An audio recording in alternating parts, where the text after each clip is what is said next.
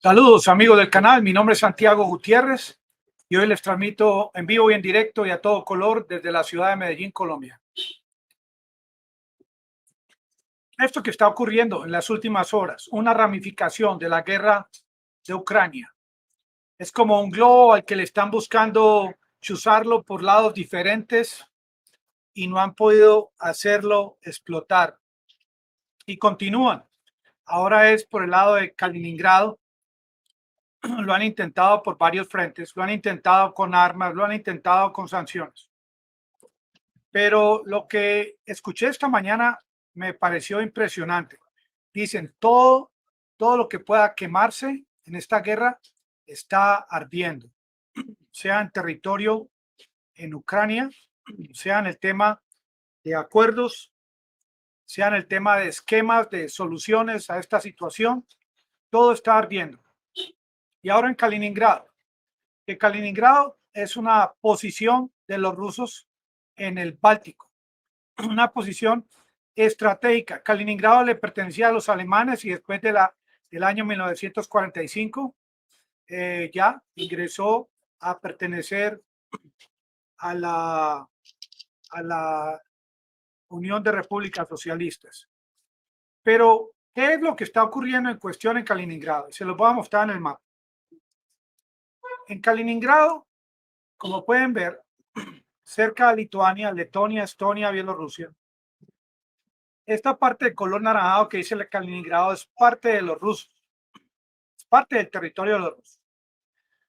Y desde Rusia, pasando por Bielorrusia y Lituania, hay intercambio comercial, envían carbón, envían otro tipo de mercancías, pero salió la Unión Europea con el cuento que por las sanciones impuestas a productos de Rusia, ya lo que es el carbón y lo que es el acero proveniente de Rusia hacia Kaliningrado ya no puede pasar por territorio de Lituania.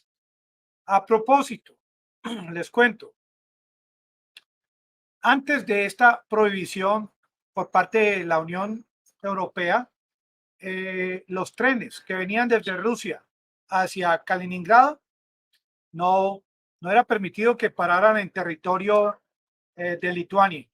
Kaliningrado depende de un corredor ferroviario que lo une al territorio continental ruso a través de la aliada Bielorrusia y por donde recibe la mayor parte de los productos que necesita para su economía. Esas vías pasan por Lituania y desde 2004, cuando esta República Báltica ingresó a la Unión Europea, mantienen la garantía de libre circulación de los trenes rusos. Todos los días se desplazan desde oeste a este y a la inversa 5 convoyes de carga y pasajeros. En la estación de Kybartai, una pequeña ciudad lituana de 6.000 habitantes, pasan la frontera desde la Unión Europea otra vez a territorio ruso o viceversa. A todos los efectos, el tren es ruso y nadie se puede bajar o subir del tren en territorio lituano. Pese a que los pasajeros llevan más de 30 horas en los vagones desde que iniciaron el viaje en Moscú y que el tren permanece en Kybartai durante casi una hora, nadie puede bajar bajo ningún concepto, ni pasajeros ni el personal del tren tienen permiso para poner un pie en la Unión Europea. Este es el trasfondo de lo que está ocurriendo en Kaliningrado. Y obviamente que la Federación Rusa se incomodó ante esta situación. Parte de la mercancía que llega a Kaliningrado llega por tren y también llega por barco. Hasta el día de hoy, Rusia llamó al embajador de la Unión Europea y al embajador de Lituania a comparecer. Rusia ha amenazado, ha advertido a Lituania que si no permiten el ingreso del carbón y el acero, que son primordialmente los productos en cuestión de esta disputa. Porque la Unión Europea dice, esto no es culpa de Lituania, esto es una medida adoptada por nosotros desde antemano, que se inició a partir del 17 de junio, y esta medida no prohíbe el transporte de pasajeros en trenes de Rusia a través de Lituania o de productos que se han permitido. Sin embargo, lo que es el carbón lo que es el carbón y el acero de Rusia, no pueden ingresar. Ahora, la gente está esperando qué es lo que realmente va a ocurrir. Hoy, por ejemplo, salió otro artículo en el que un vocero de los Estados Unidos dice que advierten a Rusia de que no vayan a cometer un error de agredir a Lituania o de invadir a Lituania, puesto que se le recuerda que hay de antemano de por medio el famoso artículo quinto, que significa que cualquier nación miembro de la OTAN que sea atacada, pues recibirá el apoyo de las demás naciones. Sin embargo, hasta ahora lo que hemos visto son amenazas de Rusia, amenaza de los Estados Unidos. No sé, en la frontera de Lituania, ¿qué, de qué forma se negocia con las personas encargadas de esta aduana que hay en frontera? Hasta ahora no sabemos de ningún tren ruso que haya tratado de ingresar sin atender esta normatividad. Tampoco hemos sido informados de el inicio de el transporte de mercancías a Kaliningrado por medio de barcos de Rusia que se haya iniciado para obviar, obviamente, ingresar o iniciar un ataque a Lituania. Me imagino que en Rusia se analiza primero dar una solución pacífica al asunto. Lo que sí es muy claro es que desde el día de hoy en adelante, ya Lituania les tocaría esculcar vagón por vagón de los trenes rusos que traigan mercancía que no sea prohibida para verificar el ingreso de pronto de una ojiva nuclear, de un arma pequeña nuclear a territorio de Kaliningrado. Y con toda seguridad, Rusia va a posicionar frente a las costas de Kaliningrado armas nucleares ante la inminencia de la posibilidad de que Finlandia y Suecia sean miembros de la OTAN y que ellos también desde ya estén ingresando armas nucleares a territorio de las costas del mar Báltico. Esto en cuestión en la noticia más caliente de última hora de cómo podría iniciarse una WW3 en caso de que Rusia ataque a Lituania por tierra o por aire.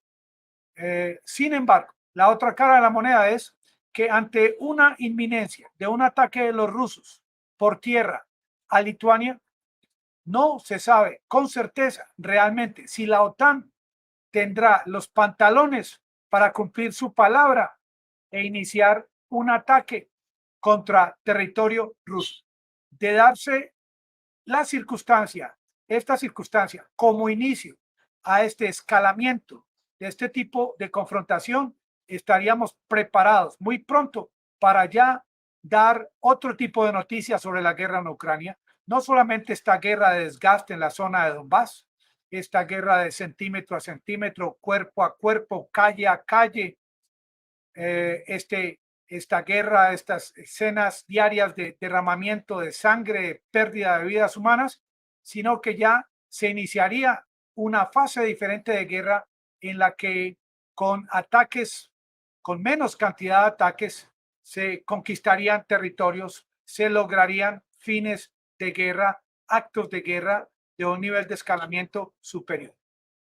Pero por aparte de lo que está ocurriendo en Kaliningrado, se sigue a alto nivel, no allá en los campos de batalla, no allá en las catacumbas de Azovstal o en los túneles de esta fábrica de fertilizantes en Azot, no, es a alto nivel que se negocia de alguna manera llegar a una solución a tanto derramamiento de sangre. Es por eso que entre las opciones que Zelensky jamás consideraría, que es la de ser parte de su territorio, hay gente que está estudiando todo lo que pueda ocurrir. Hay gente que está estudiando el tema de qué podría pasar en caso de que Zelensky no esté dispuesto a ceder parte del territorio ya conquistado por los rusos. ¿Quién es el que va a ganar esta guerra en realidad? Amigos del canal. Quien va a ganar esta guerra es quien tenga superioridad. Esa superioridad no solamente la da la cantidad de armas, no la da la cantidad de pie de fuerza, esa superioridad la da una cantidad enorme de factores. entre ellos el tema de la inteligencia, el tema de cómo pueden recibir suministros de una forma más rápida, expedita y en los lugares que necesitan, el tema de la moral, el tema de cómo, por ejemplo, las tropas de Ucrania pueden suplir estas municiones para estos equipos cuando la Unión Soviética usaba unas armas que ya han pasado de moda y que todavía existen en Ucrania.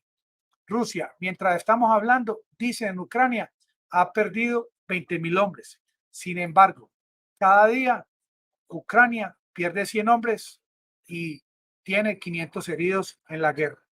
¿Qué dicen algunos que argumentan el tema de ceder tierra? Si se cede parte del territorio ucraniano, esto significa, ayúdeme con Eduardo, me lo puede llamar a la administración. Si se cede territorio ucraniano, esto significa que daría inicio a que se siembren semillas simbólicamente para que algo por el estilo vuelva a ocurrir no solamente en Ucrania, sino en cualquier parte del mundo. Y esto daría inicio a que se siga pensando de que este tipo de agresión, como se dice que Rusia está haciendo un ataque de invasión en territorio ucraniano, dicen los que están del lado de los Estados Unidos que esto daría inicio, el entregar tierras, a que este tipo de actos se vuelvan a repetir. Con toda seguridad, ellos están seguros de este planteamiento. Ahora, lo que he visto en las últimas horas que estuve leyendo es que en la guerra de Vietnam del Norte, Rusia le ayudó a Vietnam del Norte con artillería, con aviones, con misiles, tierra-aire contra los Estados Unidos. Y eso ocurrió hace bastante tiempo. Ahora está ocurriendo todo lo contrario. Ante esta incursión de Rusia en territorio ucraniano, son los Estados Unidos quienes le están enviando armas a Ucrania para que ataquen las posiciones rusas. Increíble, pero cierto, después de tanto tiempo como hay una retaliación tipo venganza entre estas dos potencias. Ahora, ustedes se acuerdan, hace poco, cuando se inició el 24 de febrero, esta incursión de Rusia a territorio ucraniano, ¿qué fue lo primero que hizo Rusia? Dio esta alerta nuclear, que fue prácticamente un llamado de guerra que se puede hacer de varias formas, con tambores, con cornetas, con sirenas o con una famosa alerta advertencia nuclear como la que hizo Vladimir Putin el 24 de febrero. ¿Y qué hizo los Estados Unidos y la OTAN? Cuando Rusia quiso llegar a la capital ucraniana, a Kiev, le enviaron ayuda con estos equipos que se colocan en los hombros, que ayudaron a destruir más de 2.500 tanques rusos. Los rusos, obviamente, aunque no tenían premeditadamente el llegar solamente a conquistar a Kiev, sino a despistar al enemigo en la zona de Donbass, se tuvieron que ir de esta parte del territorio de Kiev y concentrarse en su objetivo en Donbass. Pero miren que fase 2, primero la advertencia nuclear de parte de Putin, luego inmediatamente ante esta advertencia, cómo reaccionó los Estados Unidos enviando estos Stingers, enviando estas armas para atacar estos tanques de Rusia. Lo que vemos que está ocurriendo es prácticamente un estancamiento de esta guerra tipo Corea del Norte, un estancamiento que duró 70 años y llevamos apenas prácticamente 4 meses. ¿Cuándo puede terminar? ¿Cuándo puede terminar esta guerra? Es una cosa muy diferente a cuándo va a iniciarse el cese de hostilidades. Una cosa es finalizar y otra cosa es un cese de hostilidades. Finalizar es cuando ya ambas partes están de acuerdo en que ya hay que buscar una negociación o que ya no es conveniente proseguir la guerra. Cese de hostilidades es cuando, por ejemplo, aquí en Colombia, la guerrilla anuncia 4 días no vamos a estar en guerra con el ejército y son 4 días de cese de hostilidades, algo muy diferente. Ahora, el presidente Macron sigue pues como un actor principal, él sigue buscando protagonismo, él sigue perfilándose como un posible conciliador y él continúa insistiendo en el tema de que no se debe humillar a Rusia, sobre todo ya cuando se llegue a un fin de esta guerra. Pero él hace un comentario como para cubrirse en salud. Él dice, cuando se acabe esta guerra y quede demostrado que esto fue un error histórico fundamental de parte de Putin. Macron parece ser un artista tipo Zelensky, pero Macron es un tipo que gana por cara y gana por sello, que conversa con Putin en la mañana y que está a favor de Biden en la tarde. Y ya los franceses lo deben conocer. Mon ami Macron. Los líderes europeos dicen que, hombre, no es que no se deba humillar a Putin, sino que Putin se humilló a sí mismo y que hay que poner a Rusia en su lugar y que hay que mandar más armas para finalmente sacar a los rusos de territorio ucraniano. Hay un tema muy importante en el diálogo de hoy y es el tema de que se analizan dos tendencias diferentes, dos aspectos diferentes. Una cosa es proteger el sacrificio de vidas humanas, como hoy en Ucrania, que deben estar muriendo de ambos bandos. Y otra cosa es la de pensar en qué se puede hacer para evitar que esta guerra actual en Ucrania pueda crear a futuro otros daños mayores, otros daños que generen peligro. Entonces la gente dice, bueno, protegemos las vidas humanas. Si protegemos las vidas humanas, por ejemplo, y creamos un cese, puede que más tarde Putin se robustezca y cometa agresiones contra otros países, por ejemplo, contra Lituania o contra Polonia. Entonces, miren el aspecto ético, que por un lado están diciendo de que la vida humana es muy sagrada, que hay que hacer lo máximo por cesar, por dar fin a esta guerra para que no haya más muertos en Ucrania. Pero hay otra tendencia de analistas y de líderes de esta guerra que piensan, hombre, sí, están muriendo, pero es que tenemos que acabar con Putin, tenemos que acabar con Rusia, porque si no, podrían haber peligros posteriores. Claro, es muy importante acabar con el derramamiento de sangre. Y dicen, hay que acabar con esta guerra ya, pero de una forma que evite en un futuro cercano que Putin vaya a hacer lo mismo otra vez. Pero el occidente se está encontrando en un camino sin salida. Se está encontrando en una vía que no va a ningún lado, porque el occidente está basando su análisis en que entre más armas, entre más candela, entre más batalla, entre más resistencia, que es lo que está haciendo Ucrania, se perfile, se muestre en los campos de batalla de Ucrania, más posibilidades hay de acabar con Vladimir Putin. Y lo uno es una cosa y lo otro es otra cosa. La forma como está actuando Putin en la guerra en Ucrania, nadie sabe con qué porcentaje de equipos, de armas, de munición y con qué cantidad de fuerza está actuando en Ucrania.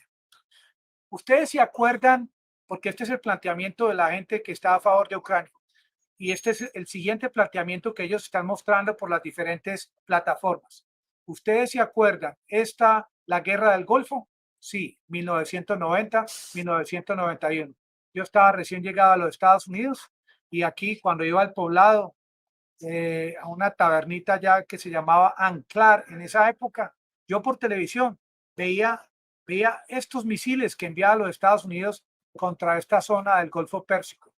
Y en el año 90-91, Saddam Hussein se había apoderado de Kuwait, ¿sí? Y los Estados Unidos y los países aliados ayudaron a reconquistar Kuwait, a quitárselo a Irak. Y ahí se acabó la guerra del Golfo. Pero ellos argumentan, si ellos hubiesen ido, si Estados Unidos hubiese proseguido su afán de esa guerra del Golfo hacia Bagdad y hubieran sacado a Saddam Hussein, luego no hubiesen tenido que hacer la guerra en el 2003, donde tuvieron que venderle al mundo la idea de que en Irak había armas de destrucción masiva y esto prácticamente terminó en la destrucción de Irak.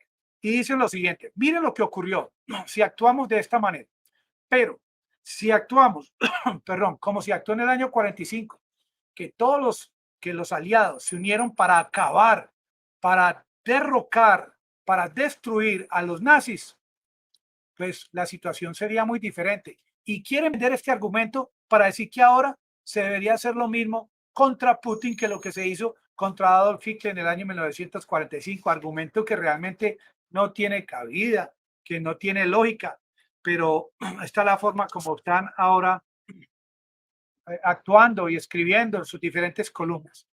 ¿Qué es lo que da la superioridad militar? Lo da los equipos, la inteligencia, la moral, los refuerzos. Ahora Ucrania, como vemos, está actuando en plan de defensa, no está actuando en plan de ataque.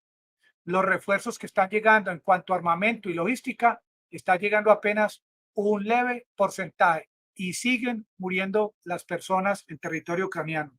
100 soldados mueren al día, 500 son heridos de parte del ejército de Ucrania. Miles de inocentes han perdido en Ucrania, y más inocentes podrían seguir perdiendo la vida en un país tan hermoso como Ucrania.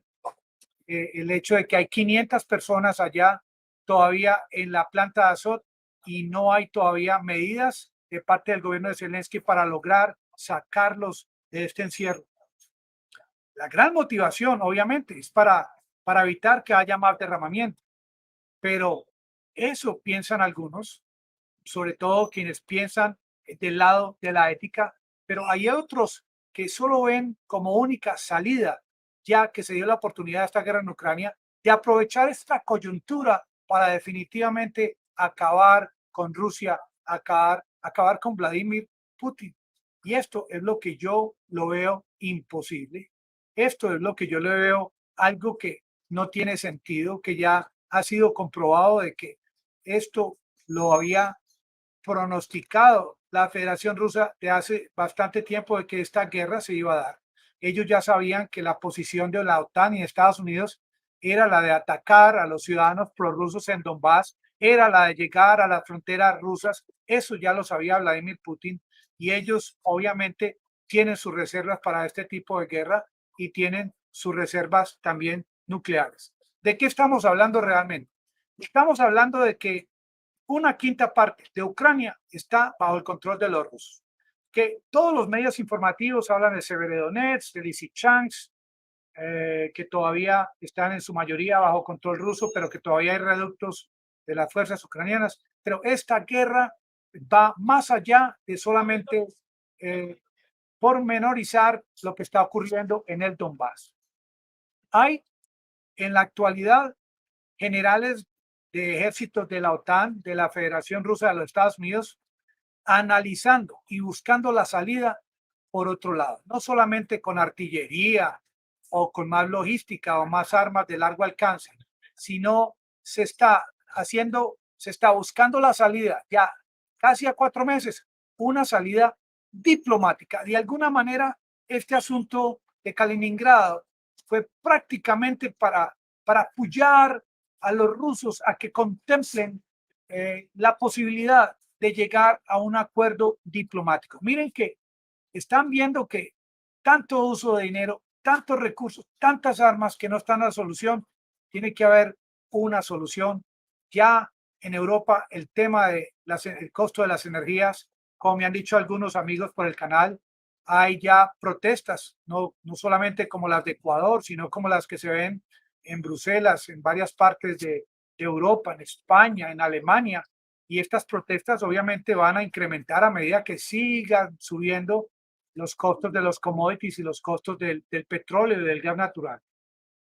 Si esta cesión de territorio es aceptada, ellos continúan argumentando de que esto significa que Rusia volvería a hacer lo mismo, porque ellos ven a Rusia como un país que solamente quiere conquistar territorios para volver a convertir a la Federación Rusa en una Unión Soviética. No hay nadie que les quite de la cabeza este argumento. No hay otros analistas que contemplen la posibilidad de que se llegue a un acuerdo garantizando la libertad, la tranquilidad, el respeto a los habitantes de Donbass. Ese tema no se discute. No hay analistas de parte de los países de la OTAN que contemplen la posibilidad de vetar o de eliminar del tema de las prohibiciones todo lo que sea lo que tenga que ver con productos que le sirvan a las poblaciones de esos países, como por ejemplo Kaliningrado. Necesita el carbón, necesita el acero y ahora quieren prohibir que llegue. Porque está bien, Rusia puede agachar la cabeza y ceder ante estas pretensiones de la Unión Europea, como también Rusia podría tranquilamente cerrar totalmente el grifo de gas a todos los países de la Unión Europea, así sea que quieran pagar en rublos. Como Rusia podría iniciar desde ya unos ataques tácticos nucleares con ojivas pequeñas y no lo ha hecho. Como Rusia podría tranquilamente enviar un hipersónico a la capital de Kiev, porque hasta ahora hemos visto que, por ejemplo, donde está el Parlamento de Ucrania, es un territorio que no ha sido tocado por los rusos, ha sido respetado. Claro que dicen que los rusos quieren atacar hospitales, guarderías, pero yo he visto que hasta ahora ha sido un ataque selectivo de mucha precisión, casi quirúrgica, que han habido daños colaterales. Obviamente, en todas las guerras ocurren los daños colaterales. Sí, lo que temen es que Putin haga lo mismo en otras partes del planeta. ¿Y por qué no lo ha hecho todavía? ¿Y por qué no lo ha hecho si ha tenido tantas bajas,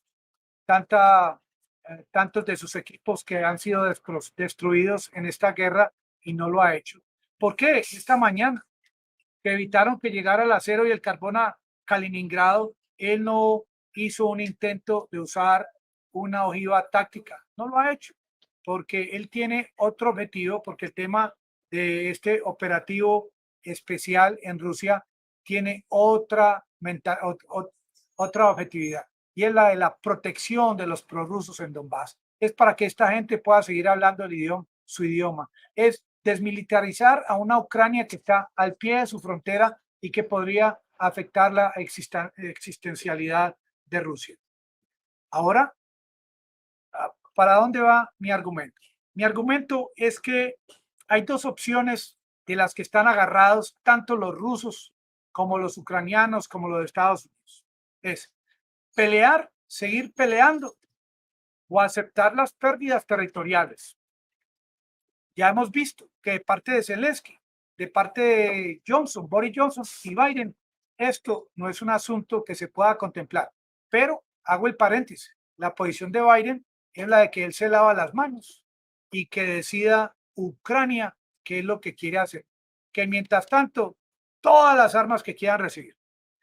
Pero hay otra opción que no solamente contempla o sopesa el tema de la protección a los seres humanos que están en Ucrania y la de detener que esto llegue a futuro a afectar a otros. Hay otra posibilidad y es lo que llaman la posibilidad de los dos pasos. ¿En qué consiste esta nueva oferta? Es una oferta que muchas veces viene de analistas, viene de personas que no tienen nada que ver con la guerra, viene de personas que de pronto están más atentas en lo que está ocurriendo que los mismos que están allá peleándola. Y esta opción de dos pasos consiste en lo siguiente.